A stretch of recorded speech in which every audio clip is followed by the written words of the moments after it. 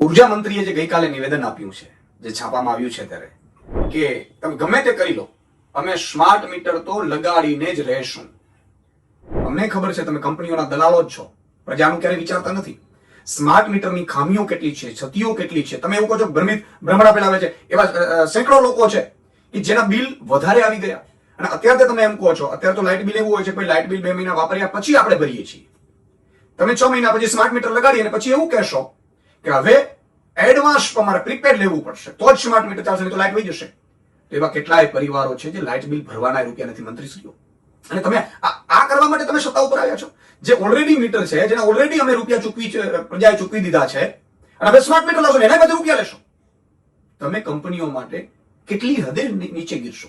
અને કંપનીઓએ તમારી સાથે શું ડીલ કરી હોય ભગવાન જાણે. પ્રજા નથી ઈચ્છતી, અને એવું કોઈ નોટિફિકેશન નથી. હું જનતાને કહેવા માંગુ છું, એવું કોઈ પરિપત્ર નથી કે સ્માર્ટ મીટર ફરજિયાત લગાવવું.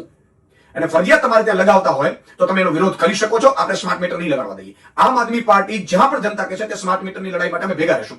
ઘણી જગ્યાએ સ્માર્ટ મીટર લગાડીને પછી ગ્રાહકોને કહેવામાં આવે છે કે તમારે ત્યાં સ્માર્ટ મીટર લાગી ગયા છે. જ્યારે ગ્રાહક એમ કહે છે કે નહીં, અમારે સ્માર્ટ મીટર નથી જોતા, તો હવે જૂના મીટર તમારી પાસે છે નહીં.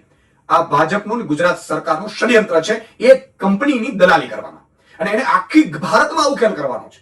અને પછી એડવાન્સ એટલે હજારો કરોડ રૂપિયા આપણા ડિપોઝિટના લઈ લેશે અને પ્રીપેડ કરી નાખશે પછી. અને પછી કઈ રીતે બિલો આવે છે આપણે સૌ જાણીએ છીએ. જે પણ વસ્તુ બની હોય પેલા પરિપત્ર બહાર પાડો.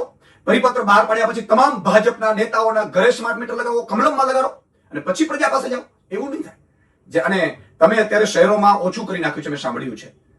તમે એવું પ્લાન કર્યું છે કે મહાનગરપાલિકાની, નગરપાલિકાની, જિલ્લા તાલુકાની ચૂંટણી પછી તમે આ કેમ્પેન લેવાના છો. હું ગુજરાતની જનતાને વિનંતી કરું છું કે આ દલાલીઓ, આ કંપનીની દલાલીઓ કરે છે. સ્માર્ટ મીટર તમારે ન લગાડવા હોય તો ભાજપને આ વખતે ભગાડજો.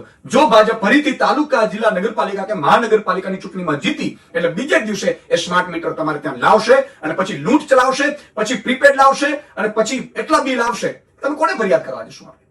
અને એકાદની ફરિયાદ સાંભળશે પણ કોણ? એટલે ભાજપનો કોઈ પણ નેતા આવે એ તમે જોજો. આજે સ્માર્ટ મીટરનું એટલું કેમ્પેન નથી ચાલ્યું, આ ઉપરથી આવેલું છે. એટલે આ નેતાઓની ઓકાત નથી કે સ્માર્ટ મીટર વિરુદ્ધ કેમ્પેન ચલાવી શકે, તો સ્માર્ટ મીટર નહીં લગાડીશું કહી શકે, કારણ કે ઉપરથી ડીલ થયેલી છે કંપનીના નેતાઓની.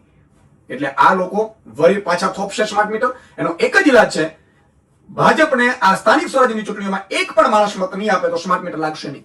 અને જો મત મળ્યું હોય ને, કોઈ પણ જ્ઞાતિ, જાતિ, ધર્મ કે પાર્ટીના કાર્યકર્તા, મામો આપણો ભાજપમાં છે, કાકો ભાજપમાં છે, અને ભોળવીને જો મત લઈ ગયો તો બીજા દિવસે આ પ્રજા ઉપર સ્માર્ટ મીટર થોપવામાં આવશે. પછી 6 મહિના પછી ફરીથી નવો કાયદો આવશે, પછી એના સ્માર્ટ મીટરના તમને રૂપિયા આપવામાં આવશે અને તમને લૂંટવામાં આવશે. હું સૌને અપીલ કરું છું કે જાગજો, અને જ્યાં પણ સ્માર્ટ મીટરનો તમારે ન જોતું હોય તો આમ આદમી પાર્ટીનો સંપર્ક કરજો. આમ આદમી પાર્ટીના કાર્યકર્તાઓ તમારી સાથે ઉભા